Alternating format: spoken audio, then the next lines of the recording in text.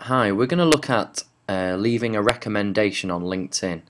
So first things first, we need to scroll over and log in as usual. Then we're going to take our cursor over to the Profile tab, down to Recommendations, and select that. Now, the first screen that you drop into gives you an overview of all the recommendations that you've received from other people at various positions that you've loaded into LinkedIn. We've also got a tab for sent recommendations, so that's any people that you've recommended previously, and there is also a tab for requesting recommendations. So if you've worked on a particular job with someone, or if you think that you delivered particularly good service and you want to actually just say to someone, hey, you know, if you were happy with what I did, can I get a recommendation? Then that's the screen to do that on. But for the purposes of today, we're going to flick back to received recommendations and scroll towards the bottom of the screen.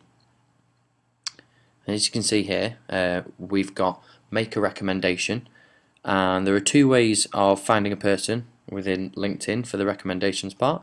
We can either enter their first name, last name and email, which is okay if they have the right email address registered with LinkedIn.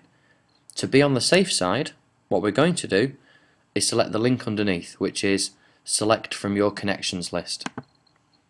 So when I click that, a new window opens, and today we're looking for Tom Stables. So I'm going to scroll down to S, and oh, there we go, nearly missed him. There we go, so you can see Tom's name there. Click the link, and as you can see, it's filled out Tom's name and his email address that he has registered with LinkedIn. There are four options underneath which define how you know this person, so it's your relationship with them. We've got colleague, which is for anyone who you've worked with previously. Service provider, for anyone that you've hired to provide a service for you. Business partner, which is probably one of the most often used, so anyone you've met at networking dues, other functions, or you've had any other business dealings with would normally go into that section. And then the final one is for anyone who you studied with. Well, I've worked with Tom and still do, so I'm going to select colleague and then head over to the continue button here. Okay, now it's going to ask us to define this relationship a little bit more.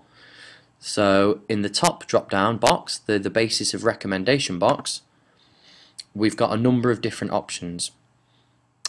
Based on how me and Tom have worked together, the most appropriate, and it doesn't have to be exact, but the most appropriate is that we've worked with each other within the same group, you know, or company.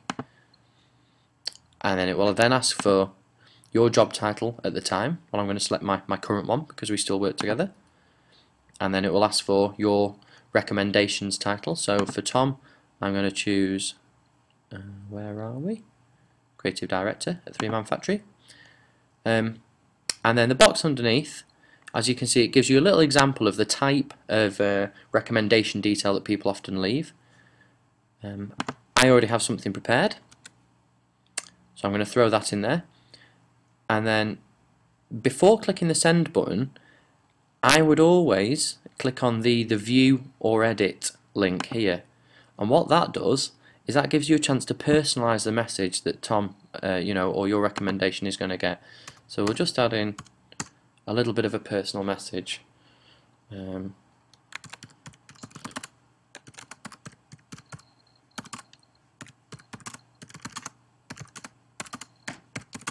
that can be friendly, like mine, or it could be professional. It's just to give a little bit of an indication as to why you're leaving the recommendation.